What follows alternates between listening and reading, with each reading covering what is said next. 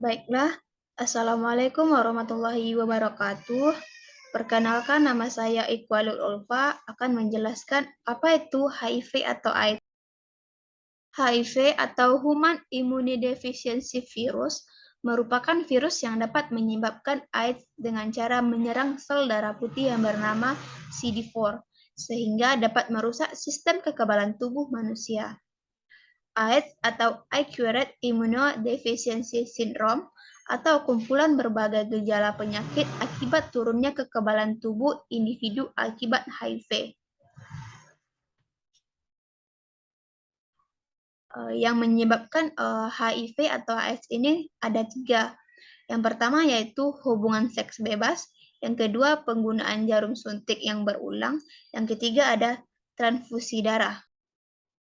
Baiklah, saya Kairena akan melanjutkan materi tentang gejala HIV menurut WHO. Yang pertama, infeksi jamur di mulut. Yang kedua, puntir tumbuh di beberapa bagian tubuh.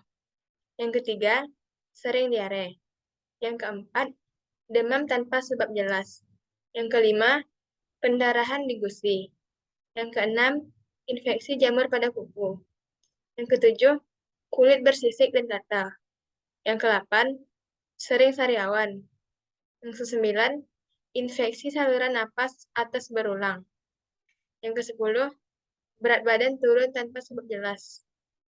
Baiklah, kakak akan melanjutkan materi selanjutnya mengenai tahapan perubahan HIV atau penyakit AIDS. Pada fase yang pertama, umur terinfeksi 1-6 bulan. Semenjak terinfeksi HIV, individu sudah terpapar dan terinfeksi. Pada fase yang kedua, umur terinfeksi 2-10 tahun setelah terinfeksi HIV. Pada fase yang ketiga, mulai muncul gejala-gejala awal penyakit. Dan pada fase yang terakhir, sudah masuk pada fase AIDS atau penyakitnya. Cara penularan HIV atau AIDS melalui hubungan seks tanpa kondom, yang kedua jarum suntik bekas atau bergantian, yang ketiga penularan HIV dari ibu ke bayi, yang keempat seks oral, yang kelima transfusi darah dan cangkok organ, dan yang terakhir bekerja di rumah sakit. Baiklah, saya Pujari Sandi akan menjelaskan apa saja itu pencegahan HIV atau AIDS dengan konsep A, B, C, D, E. Yang pertama adalah A, abstinence, artinya absen seks atau tidak melakukan hubungan seks bagi yang belum menikah. Yang kedua B, be faithful, artinya bersikap saling setia kepada satu pasangan seks, tidak berganti-ganti pasangan. Yang ketiga C, kondom, artinya cegah penularan HIV melalui hubungan seksual dengan menggunakan kondom.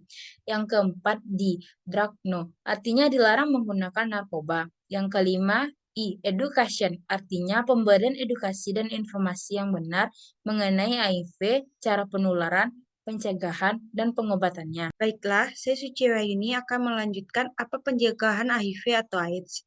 Yang pertama, penggunaan kondom pada pria dan wanita. Yang kedua, tes dan konseling untuk HIV dan IMS. Yang ketiga, sunat laki-laki oleh medis secara sukarela. Yang keempat, penggunaan obat antiretroviral untuk pencegahan. Yang kelima, profilaksis pasca pajanan untuk HIV.